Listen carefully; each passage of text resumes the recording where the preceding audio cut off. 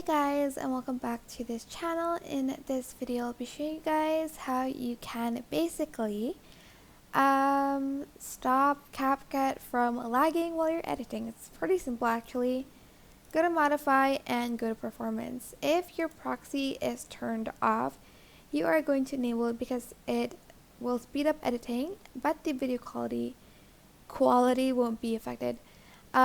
I suggest you selecting 540p because it does lower the resolution of like the display here when you're editing, but don't worry, it just does that so that editing will be less laggy, because if you play like a high definition video while you're editing, it's going to be very laggy. It won't affect the resolution at all, and then you're just going to select save and don't forget to delete your caches and stuff like that, but that's the most important one.